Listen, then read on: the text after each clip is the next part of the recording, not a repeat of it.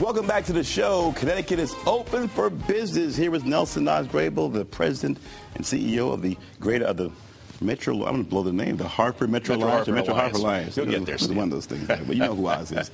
Long-time business aficionado. So listen, a lot of good things are popping now, right? Dan Lloyd throws out this plan to attract businesses. You have Jackson Lab stepping up. You have ESPN want to add more business. You have NBC now moving to Stanford. Let's start with this Jackson Lab situation, right? This is a biomedical bioscience group.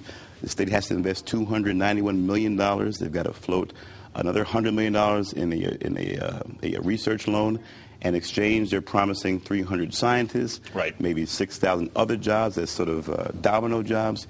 Your thoughts on this package? Some are saying it's great. Some are saying, wait a minute, Connecticut is giving them too much. Well, I think all these things, first of all, I think we have to recognize there's been a sea change in the state under the Malloy administration. The governor's invested a tremendous amount of time in reaching out to the business community through the jobs tours. And it's taken, like anything, when you're in one of these situations that we're in today, the kind of recession, there have to be some appropriate risk taken, and nobody's guaranteeing anything that comes out the other end of any one of these particular projects. But the fact that he's engaged with the private sector, that Catherine Smith at DECD is engaged, sends a very different signal to businesses that are here today and ones that we may attract in the future. With respect to Jackson Labs, I think the biggest concerns that have been raised, and the governor I think has addressed them, is the conditions under which those loans will be made, the so-called clawbacks. I think we've all seen in the state and the country where investments are made, or the federal government or the state government makes investments, and then what's expected to happen doesn't. But there's no clawback in order to get some of that,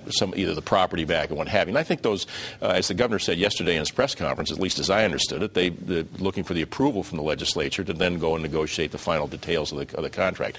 The point about Jackson Labs, which I think is so critical, Stan, is that when you look at the core industries and the core opportunities for job retention and job growth, they fall into a couple of big buckets. One of them clearly is our insurance and financial services sector.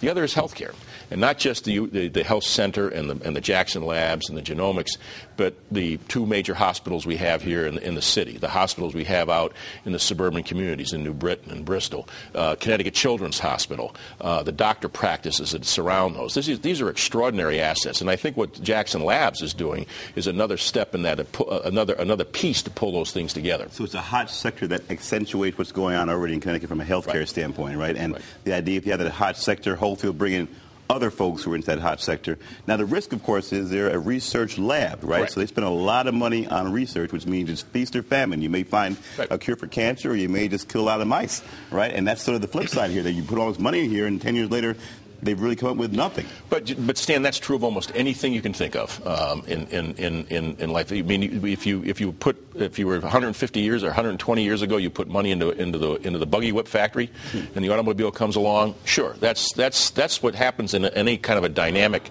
economy. Nothing stays forever. But what you're saying is you're building a research capacity, and who knows what is going to be needed for research 5 and 10 years from now. Yes, you may find a cure for cancer, but what other things are going to mean? We have a whole issue around geriatrics. We know what the needs are.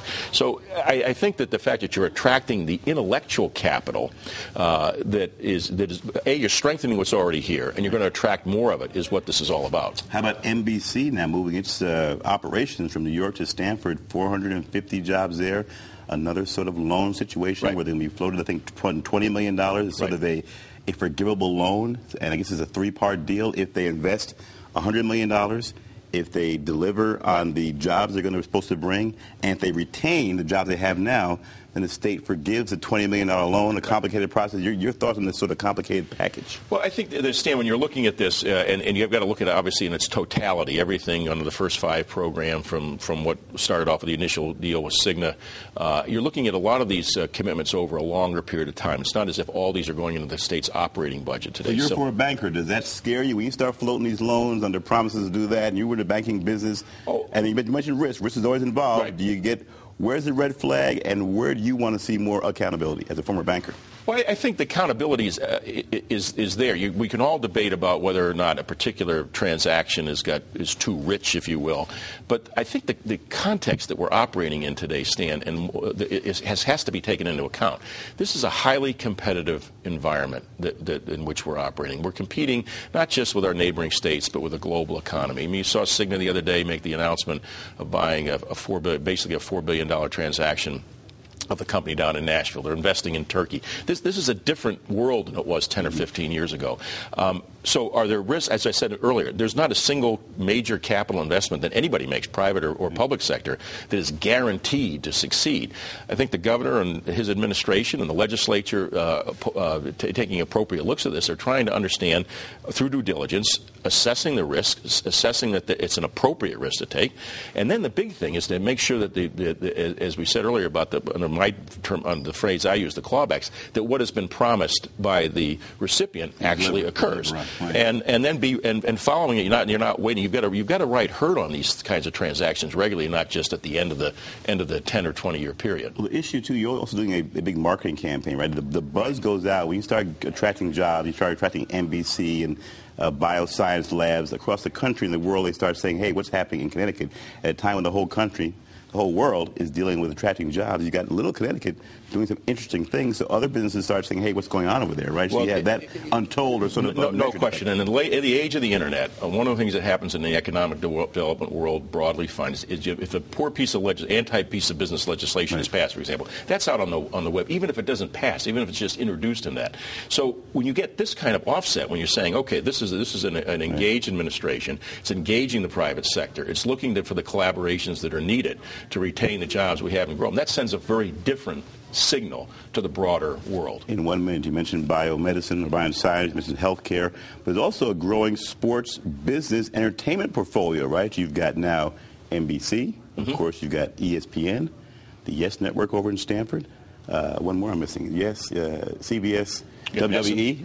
Yes, WWE. So that's a pretty impressive portfolio, too. Yes, WWE, NBC, ESPN. So how do you build on that? Those are major brand sports operations. Well, they are, and certainly if you just take ESPN, we know how important that entity is to this region from an employment standpoint. The investment, that was one of the first 5 companies that the governor's involved in terms of their commitment to investing further into their facility there and hiring a job. So yeah, those are all very important parts of the economy, and it's another thing, as you said earlier, that adds to it. Okay, Nelson Greibel, one of the big chiefs here in the business community in the state. Former minor league baseball player, one of the best in the country. Right? Oh, absolutely. If you keep telling me. I get better every year. All right, when we come back, we'll talk a little politics. We're 1 year away from the big 2012 elections. University of Hartford professor Bilal Sakou joined us. Remember to follow us here on Facebook and Twitter, too. Don't go away.